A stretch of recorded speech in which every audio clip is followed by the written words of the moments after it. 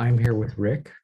I'm Johnny, and we're going to talk about a little bit about tarot and not really much on the agenda, but just maybe how tarot is in our lives and how we learn more about tarot and how it's like this evolving sort of thing.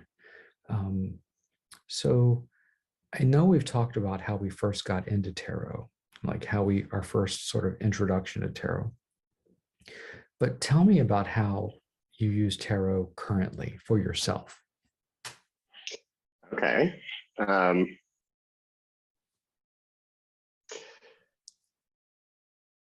There's a lot to unpack there. But I decided tonight you're going to get my unfiltered opinions, what I call Okay, my rude opinions. that's So fine. yeah, I'm gonna be blunt, I guess, with some things that we talk about tonight, because I do think that there's some confusion around tarot and learning tarot, and a disconnect between people who are learning tarot and people who are more experienced. There's some linguistics things that I think we can talk about, right? Lots of stuff. But I mean, like I've said kind of in the past, I feel like tarot has become this basis to my spiritual path as of what, like most deeply. I guess I would say that's where it's most integrated into my life. And I know that even you and I differ a little bit on, tarot's role in, or the way that it can be used in our lives, right? I do view it more spiritually. I know you view it more kind of from an intellectual perspective. Introspection. So I do think that, there's a bit of that for sure in my life. I don't use tarot though, like daily for myself anymore. I used to. And when I do something like meditation with tarot for myself, I usually do it with like a really weird deck or something outside of my norm, where I've, kind of like just really experiencing a different view or a different perspective. Like I would use the Marseille or a Golden Dawn deck, right? To get outside of my Rider-Waite normal reading mechanisms, just to sort of expand and feel the differences, I guess. So that's what I would say. Well, I know for this year, I've decided one of the things I wanted to do was to kind of put aside everything I thought I knew about tarot and start fresh. And so this year for me, I'm really looking at learning through books. There's a lot of conversation about intuitive tarot readings versus sort of canonical based readings where you have the old people that have established meanings for cards, and the people that are intuitive say, yes, we've used that, but now we put our own sort of thoughts and things into it. For me, it's time for me to go back to something I never really tried, which was to actually read about tarot, the history, and to all the interesting things and nuances, especially with Rider-Waite, but also with tarot in general, and just kind of focus on that. I mean, there's so many. You got the Thelemic school, which is more complicated. You have the traditional Marseille, which is it's there. No one's really changing things in the past. Then you have the Golden Dawn stemming off the Thelemic. But for me, I think I really need to kind of focus on traditional meanings and how they've kind of evolved a little bit. So I've started a journal kind of focusing on the different cards, what I read, what I feel, sort of read, feel. And I've stopped doing readings altogether. I'm not doing new readings, not for myself, not for anybody else. I'm just starting from scratch. I feel like almost like an actor who never went to to school for theater and now going Mhm. back to school for theater. And it's different. I don't know if I like it that much, but it is what it is. And that's what I've chosen to do. Yeah, yeah, yeah. Are you gonna let people read that journal when you're done? Because Oh I my would be very God. interested in No, reading that journal when I, you're done. it's, well, first of all, you can't read my handwriting. um, and it's just like a workbook for me, going back and Yeah. forth and picking out memories that I can identify that actually I can associate with the card to help me remember things, nuances, um, sort of a memory device. Mhm. So we'll see how that goes. I I think we all have problems sticking with something long term over the course Mhm. of several months. And so this is something that's like year long. And I decided to take a random course on copyright, which meets Thursday nights. It's one, Oh, sem- cool. Yeah. Mhm. it's one semester course, but it directly um, feeds into my job. So it's free, so I don't have to pay anything, but I do have to show up if I want a certificate. Yeah. Um, and I did have to get accepted to the program, so that's kind of exciting. But again, that's to help me kind of discipline myself to focus, lecture, readings, you know, thinking, and all that. And that's actually helping me Mhm. with my tarot because it's almost like another class I'm taking on my own. Yeah. And some of the correspondence books that I have are probably the most helpful, most concise. I don't have Mhm. to like read, volumes of stuff. I can just kind of reflect and look at the meaning, reflect. Because I'm awful when it comes to astrology and tarot. That's my weakest. Yeah. Yeah. Yeah. I That's hear my you. weakest. Yeah. Yeah.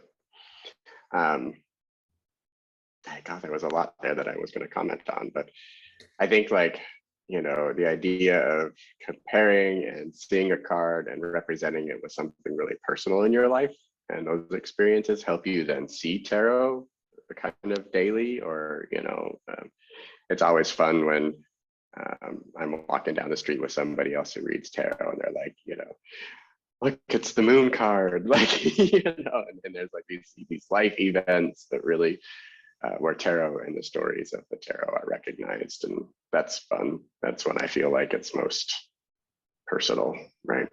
Hmm. So I like that. I was in Florida, I don't know, several years ago before I went on a cruise because most of them leave out of Florida, and there was um, a restaurant, and on certain nights they actually had a tarot reader. Oh And yeah. this was in Orlando, and she had her own Uh, table and she had her own cards, and it was kind of like um, gypsy like, the whole setting, like she was there on this round table with this skirt. Um, and I saw her one night, but I did not want to like sit down and approach her. First of all, she wanted money, and I had no money on me. But I just wanted to ask her a few questions. I would have said, I don't want you to read for me. I just want to ask you some questions. But then I looked at the deck she was reading with, and I was like, ugh, what do I should do? no, really. It was, I don't, it was some cutesy sort of cat deck. And Yeah, yeah. I was like, what? I couldn't take her seriously. I'm sure she may have some grounded knowledge in tarot, but it seems like the older I get, the more picky I get as far as tradition and respecting tarot. And some of these new artsy decks are, I'm just not feeling them. I just don't gravitate Mhm. towards them. I mean, I respect them as far as artistic, interesting, an evolution of tarot. It maybe will bring more Yeah, people into the world of tarot, but I always tend to go back to my favorites. And I think yeah, I think the 80s and the 90s were huge for tarot creation and really good, substantial decks. And now you have all these sort of fancy sort of, I don't know, decks I can't yeah. identify with. No, I agree. I think that, we talked a little bit about, I'm going to name it here, the St. Jean's deck, right? Mhm. Um, and how it's one that is very fun in a way. Mhm.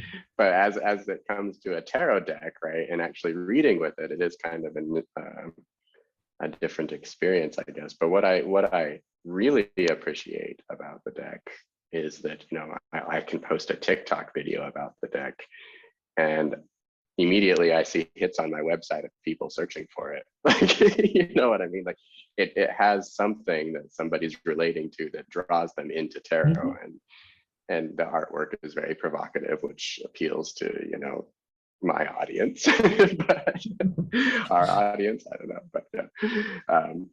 But so I very much do appreciate these decks that are attempting to kind of reach out into our community and represent those communities and represent this new modern structure. But at the same time, I do worry that it's not so much that I'm hung up on tradition, but the archetypal symbolism that a lot of the decks contain, right, are either occult and have been for since the beginning of tarot, right? Or they have some sort of meaning that to just wash over or to eliminate or to try to modernize. Like I don't have a problem with bringing those symbols into a more relatable um, energy. That's how I'm gonna have to put it. But to like disregard or disrespect the tradition and the history uh, seems a little, doesn't feel right either. And I'm not talking about things like you know racial Mhm. representation in tarot, which I absolutely 100% love seeing. But I kind of, I guess I'm a white man speaking here, so I don't know, like,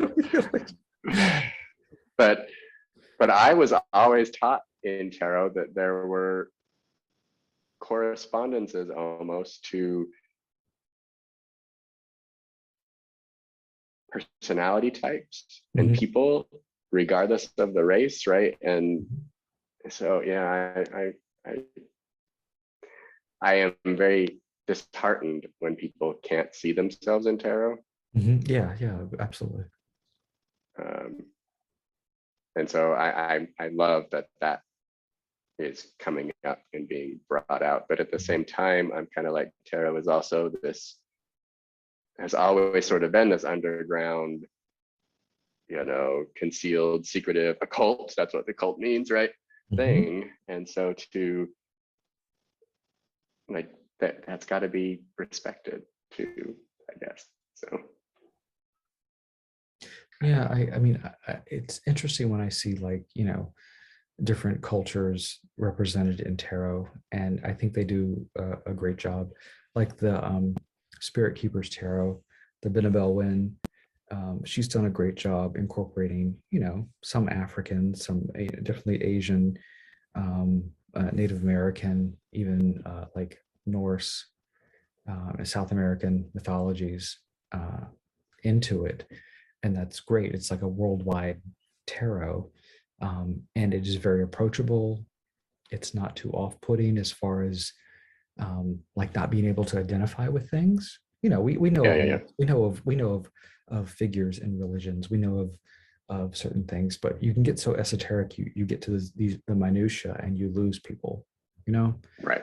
um, and it goes both ways. Some tarot is very like the the Thoth tarot is very. I think it's very complex, Mm-hmm. and it's very deep. There's a lot of meaning to it if you've read anything about it, and I think that really excludes a lot of people, um, racially, but also culturally, Mm-hmm. because it does not incorporate a lot of. I mean, maybe it's got some Egyptian in there, some pseudo, nouveau Egyptian, uh, you know, Crowley's wife, and the whole tablet in the museum and all, but it's almost like um, not purposefully excluded, but just not considered, like African cultures. And there's so many, all the different parts of Africa, and South America, Native American, there's so many that we miss because they're just so small. I think that really has a thing to, it really excludes a lot of people. They're not attracted to that unless they're into, you know, the everything in tarot, like trying to figure out all the little parts and all the different pieces that stem away from it. Like I was just looking at the Atelia, and there's no person of color in the Atelia. They're all like, white people, white little French people, dancing around, lounging around, not multicultural by any means. And, that's historical. I respect that, it has a place. Anyway, do you have any thoughts just in general? Did you find it relatable? Were you able to Yeah. approach it? Okay, so yeah. I enjoy the discussions and having the discussions with people about things that they relate to or that they don't, right? And again, I'm going to go back to the St. Jake's deck because it's a little bit of an extreme example of this, right? Very tailored to gay men, right? I wouldn't expect, a straight man to come in and relate to this deck or approach me at a table if that's what I was reading with, right? So there definitely are, but I guess the point is that by not being open to those experiences and those decks that maybe you don't resonate with or approach or want to approach, right? You miss the opportunities to learn about that tradition and that history, which expand your tarot knowledge overall, right? Like I do have a Thoth deck. I don't particularly love it. I definitely prefer to sit and meditate with it other than read with it, right? I've never had anybody ask me to read with it, like in an actual session. And so technically, now that I think about it, I don't think I've ever read somebody with these cards before, which is very interesting. I think some decks do not lend themselves to, if you don't jive with them, you shouldn't read with them. Yeah, right. They're meant for studying or contemplation, meditation, or seeing how they fit into the grand scheme of story. The story itself. What do you think of decks that are like nature inspired? So a lot of people are very, from what I've talked to people about, if it's a nature deck where it's just showing animals or plants, it's like, oh my God, not another one of those damn decks. What do you think of those? Oh, so what's the wild unknown, or is that the one that's really popular, right? Yeah. But there's also the Lynn Strider tarot, I think it is, that I think is absolutely gorgeous. Like did I get that name right? Do you know what I'm Lynn talking about? I think yeah. Lynn Strider. Is that right? I'm gonna have to go. I don't own that, so I can't. I'm not that familiar with it. Oh, and now mine. And if I don't even own the it, artist name has probably because I don't like it. Yeah. She's I can't even remember her name. Hold on, I'm gonna look it up because it's one of the better selling ones. But does like, it's almost watercolor. Lynn Strider tarot. Oh, okay. She's got an oracle and a tarot deck. That's yes. Yeah. I am familiar with this. The watercolor is gorgeous, but I did not. Yeah. But it's one that's kind of that planty, nature-y, kind of different, definitely different. My struggle with those is, again, to me, I read Rider-Waite. That's the system that I've studied. That's the system that I know, right? And to me, the symbolism gets stripped out when you take out the people. I feel a little bit about that even with the Marseille deck, or Marseille, however you pronounce it, right? Because there's no people outside of the major arcana, right? And the court, of course, but none of the hips have illustrations of people. And it's not, how do I feel about that?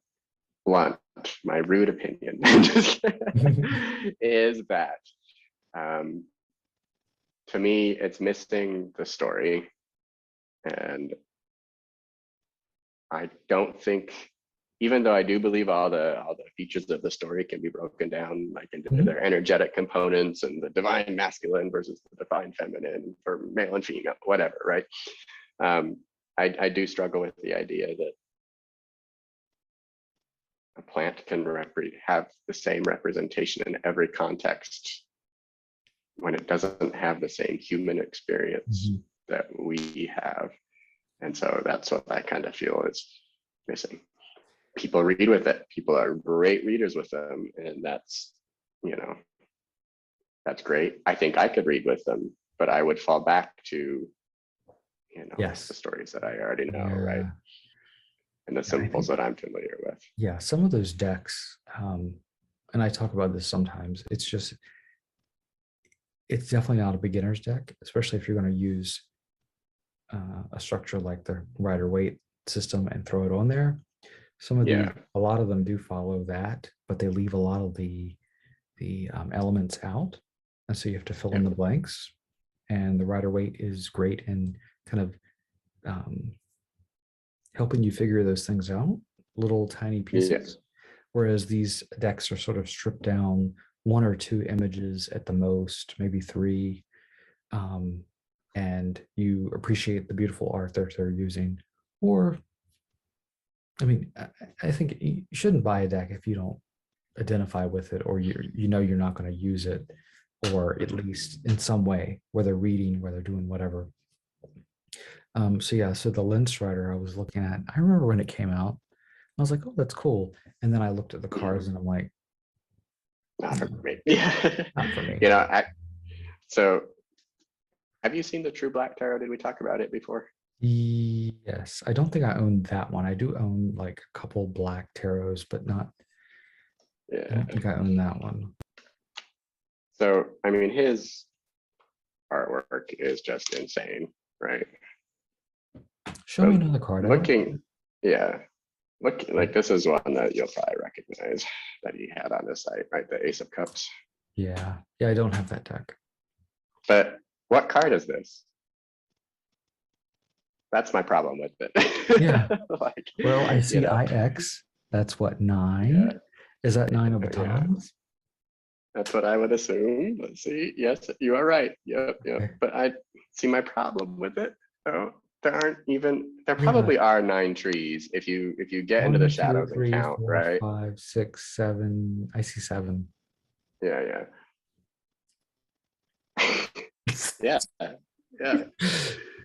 So then you rely on the number, and then you second guess yourself. Is this actually swords? What is this? Right. And then I have to kind of look in the way cool foil to try to find the number, right? Because I can't immediately make out that that's the 9. And that is the sort of thing that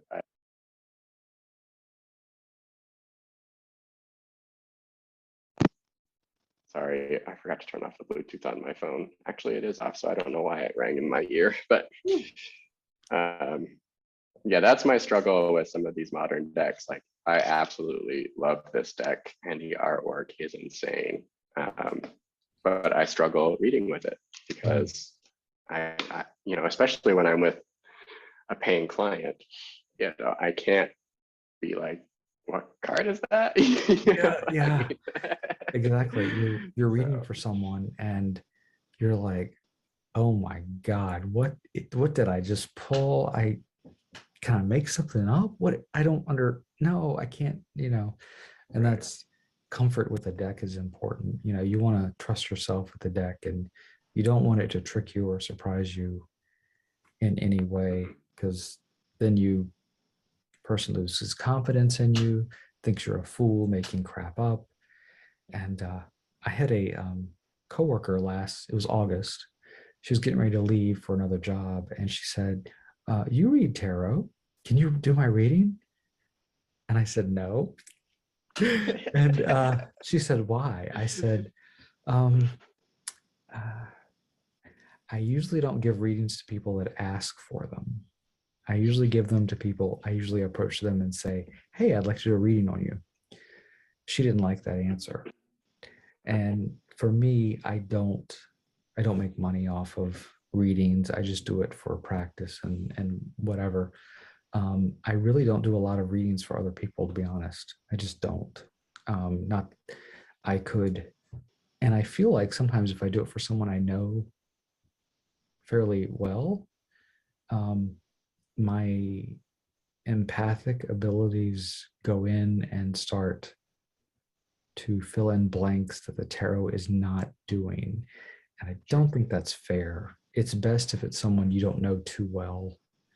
Um, it's like I can't trust myself because my mind's working behind the scenes trying to fit things into so they can. What you already know. Yeah. Yeah. So, but I refused to read for and she was like, why don't you read for me? I'm like, well, I said, I I don't feel it. I don't have my cards on me anyway at work. And yeah, I'm just taking a break. That's what I said. Yeah. And she was like, Yeah. oh. I'm like, yeah. I mean, I just now I will go up to people, that I know and say, hey, let me try this deck out on you. I haven't really tried it with someone. Let me see if this works. If it doesn't work, I just trying it out. Um, the last one I did was the Barbara Walker Tarot, which I love. It's one of my favorite decks. Mhm. And I used that on someone, and that was interesting. I felt really confident with the reading, the deck. It worked. It worked with me. Worked for me. Um, how often do you give readings to people if someone asks? My calendar is currently booked through middle of February, so Oh, I'm 2 weeks out right now. that's cool. Um, I book quite a bit, but I've actually started limiting it Mhm. because one, like I feel like my work is shifting a little bit. I'm in a new place, right? I need to actually get out of my house and meet people and not just have people pay me to talk to them. Mhm. Like I need to go talk to people for fun. Um, but yeah, I love it. I do think we can have a rude opinion conversation about charging for readings, because I do think that that's something that comes up quite a bit online. And if you have spiritual gifts, should you be charging? Blah blah blah. There's a whole debate about that, right? Um, so, what is your rude opinion on that? On charging people, I think well, in my mindset of copyright, which is in my head right now, and being an artist and selling your work and how much you price it at, it should be based on your experience and your skill level. And um, when I worked at an art gallery, how do you price your work? Well, I price my work at the ability I have and that I have sold previous pieces at this amount. And that I have this much, I've learned this much. I've gone through 10 plus years of formal training, 10 plus years of informal training. My price is my price. I'm not backing down. This is what it's worth. So I think if Yeah. you do have spiritual gifts and you are confident in that, you should charge whatever you feel is appropriate. Um, is it up to you to give out free readings because that's a good thing to do? That's up to you. I mean, Hmm.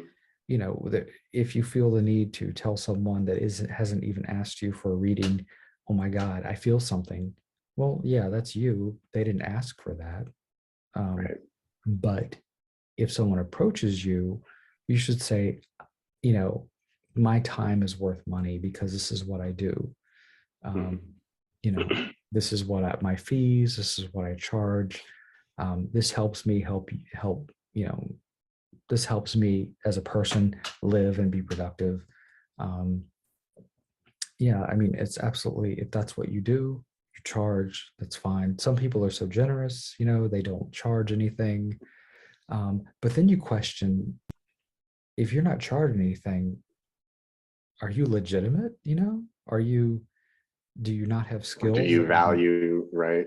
yeah, What, because yeah, I mean, if I was to sit down and teach someone, the principles of archival procedure, or, um, identifying rare books, I'd charge for my fees. Or if I taught someone the advanced, like creative cross stitch or embroidery or something, those are skills I have. I wouldn't just do that for free. I'd be like, look, or when I make teddy bears, or when I make stuff, um, when I if family asks me to make something, I'll say, okay, but I normally charge for this because I charge for materials, and all this, my skills.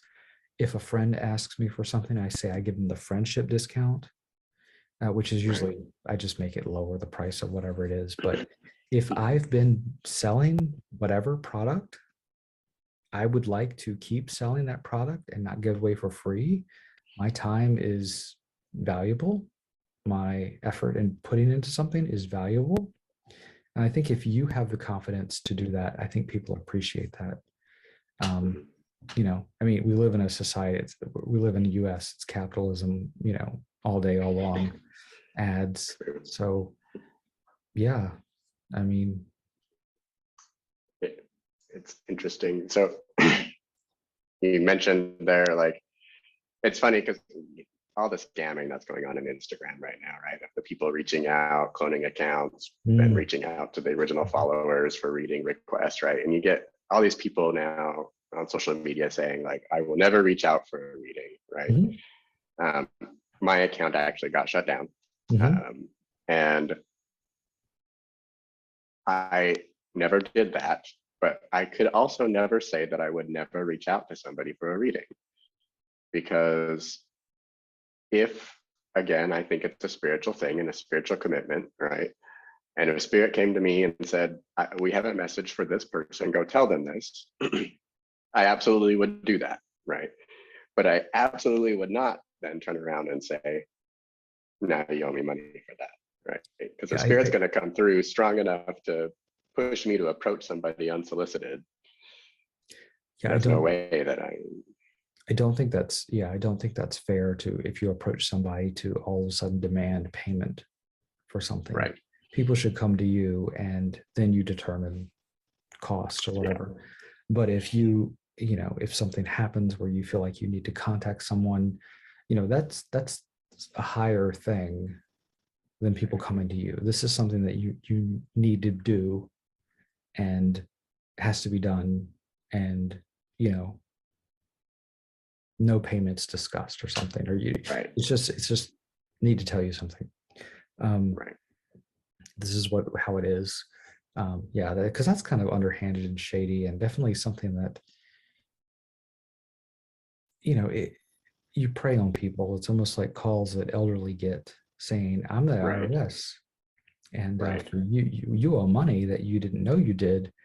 And my grandmother calls me up, said, "Oh, I owe the IRS." I'm like, "No, you don't. They would never Yeah, call you." Um, right. yeah, just ignore it. Are you sure? Yes, ignore it.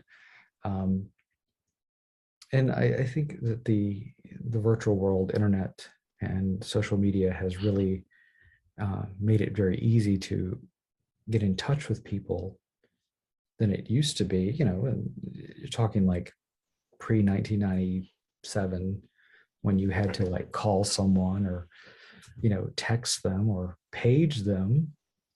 Um, right. and it's a different world. We're still kind of getting used to it.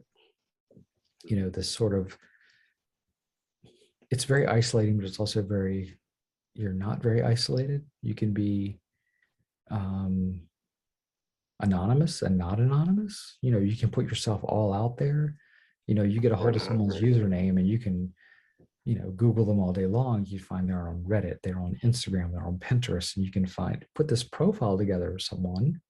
Oh, I'm totally out there. I know it. Like, Yeah. yeah, I yeah. mean, yeah, and you find out a sort of profile of someone, and then you put together a plan to approach them and say, I have a message for you.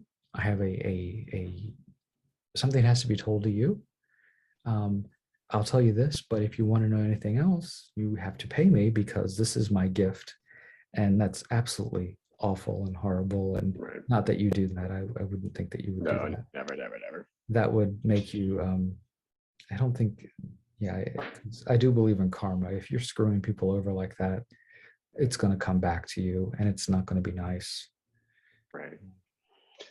I did have some mentors once who were very free with their gifts, and it really surprised me how all-consuming it was. Like they worked their normal jobs because they had to pay their bills, right? But then they spent all day, every day with people in and out of their home, like, and it was beautiful to watch and just incredible to see the community, but to see people take advantage of them, Mm.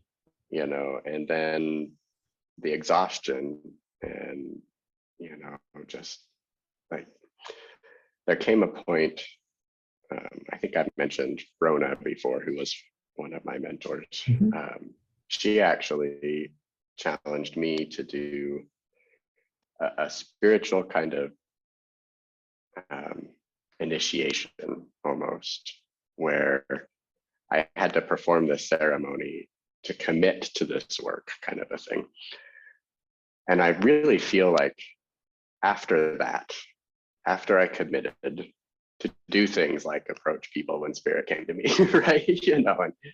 And to give up things or to not give up things. Like that's when I felt like I could start charging, because it was like I had that commitment. And there's a loophole, because in my tradition, if somebody offers you tobacco, like you are then obligated to approach spirit on their behalf. And that's a contract that spirit has made to us. Mm.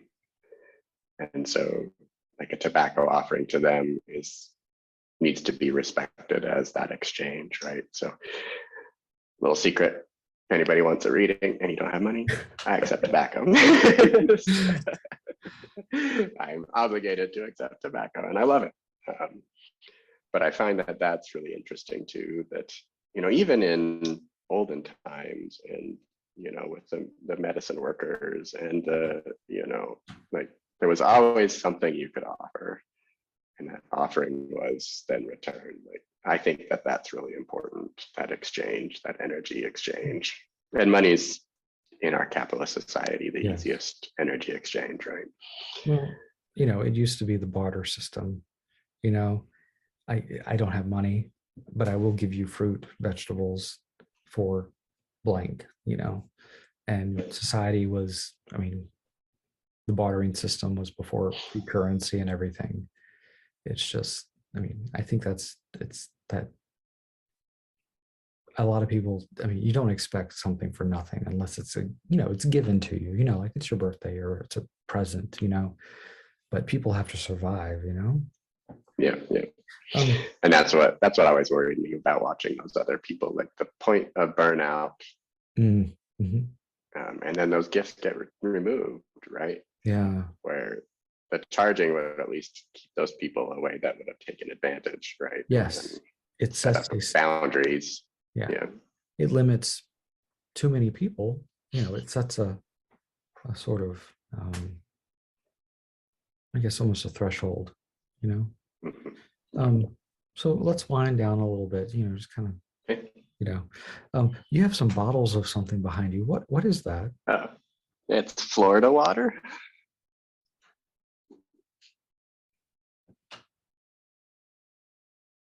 That's on your website, isn't it? It is, yeah. So it's very popular in like Peruvian culture. They use it. It's a little different. This one's mass produced, not quite the same that you get in Peru. This one has a little more alcohol in it, which I Oh, actually drink it. like. No, you don't drink Okay. it. You can put it in an oil diffuser and diffuse Okay. it. You can spray it, or like if I need to get rid of some energy that's like really hanging out in a particular spot, I will put it in my mouth and blow it, right? But that's really hard to do that. It's pretty potent. Hmm. So it's made of flowers, like different flower essences and things. Hmm. It's It's not. lovely. It's yeah. It looks interesting. It looks like a mixer or something. Oh yeah. Sorry, I'm rearranging. As you can tell, I'm in a new Is spot, so I yeah. haven't got these shelves all the way done yet. So is this like your spirit room or your work room? It is now, yeah. So I Okay. was actually in the living area of our home, but Mike and I are having some design disagreements at the moment, and so I have moved into a space where he can take over the living area and make it Good. a little more mid-century, a little less gothic spirit. Like what'd you say about that lady with the draped thing? Like, because that's me. Oh, the Like I'm gypsy. totally that Yeah. lady. It's like, yeah.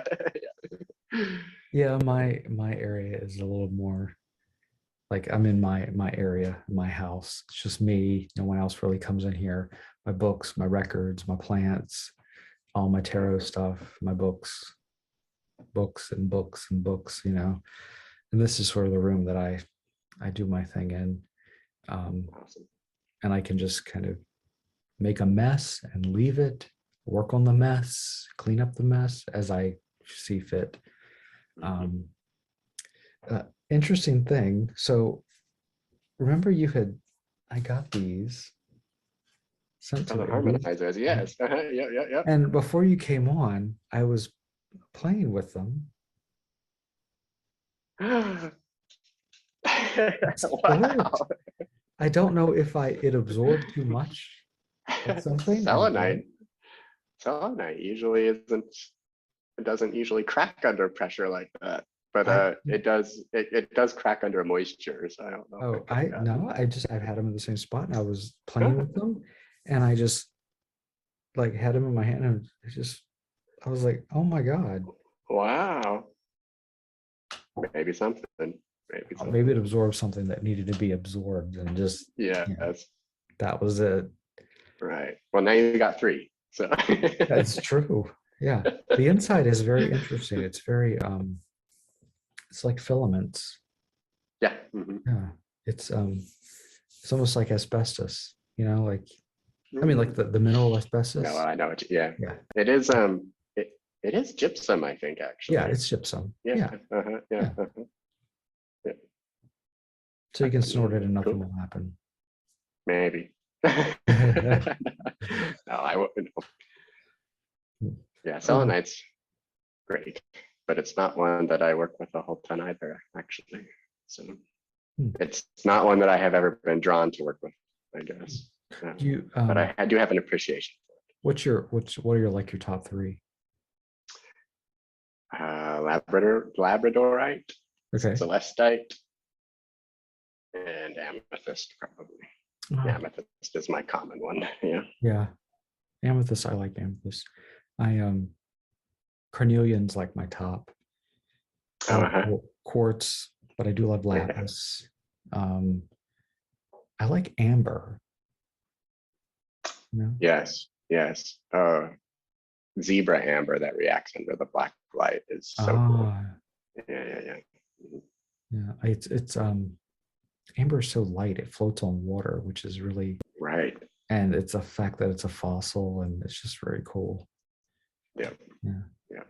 I've never found a mosquito in any, but little Oh puzzle no. pieces. I can't clone a dinosaur, but I think it's so cool when they make discoveries like, oh my God, there's a dinosaur tail in some amber or something. Yeah, absolutely. That's Yeah. really cool. Yeah. Um, well, I thought I'd just keep it kind of short and light about tarot tonight. Just talking back and forth, which is always fun because it's always fun to talk to you because you're more spiritual than I am, and to hear your perspective is really fascinating for me. And um, yeah, it's always good to talk to you and just kind of bounce things. back and forth. Well, you too. You're reminding me that maybe I should also get back to some books. I've got some Aleister Crowley to read. Not Aleister Crowley. He's a supernatural character. My brain is gone today. Goth guy. Yeah, Aleister yeah. Crowley? Crowley. It is Yeah, Crowley. yeah. The Why? Okay. the Lon Milo Duquette book on the Crowley Toth deck is amazing. I do love that. It's very it's very dense. I mean, it's easy to read, but there's a lot in there. You know, Okay. I do like. I mean, Lon Milo Duquette is so easy to read, and he's very approachable. Plus, he comes on I'll Facebook have to try Live that. sometimes. So I think he Okay, lives in great. Florida. Oh, really? Yeah. I'll have to look him up because I do find a lot of the Thoth writings very difficult to Yes. even approach. So At definitely talk first I about. thought, completely evil, gross, weird. I don't want to touch it. And then I'm like, oh, he's weird. He's hokey. But there's some stuff that's really interesting. He took so much stuff and sort of synthesized it. And I think that's why a lot of people still like Crowley. And, you know, he was very smart, but he's Yeah, very polarizing as well. absolutely. And I used to think that the Toth deck was dark and creepy and weird. It's not. It really isn't.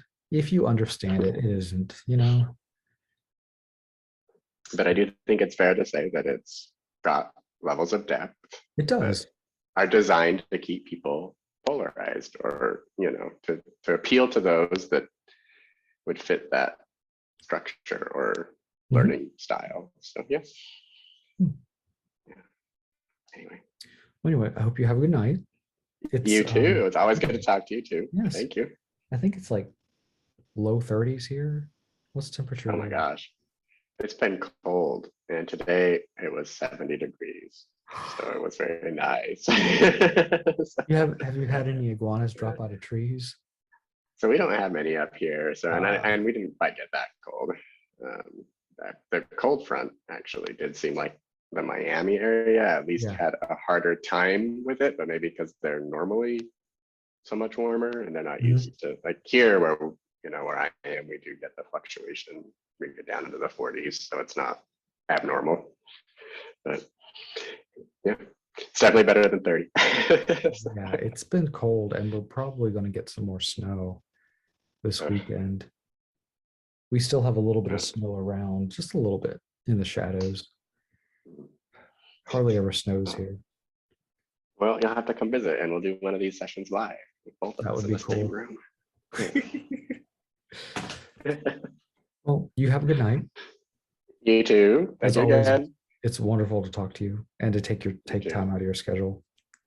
Oh, of course, anytime. Okay. Okay. You have a good night. You too. Bye. Bye.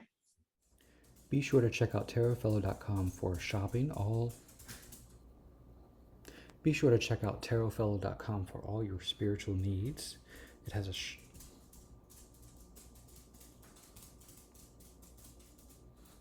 Be sure to check out tarotfellow.com for all your spiritual needs.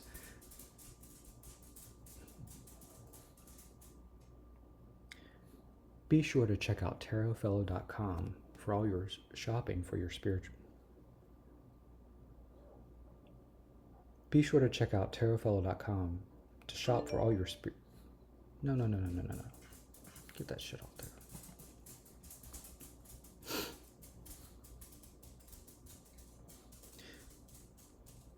Be sure to check out tarotfellow.com to shop for all your spiritual needs, as well as book readings and other services with Rick.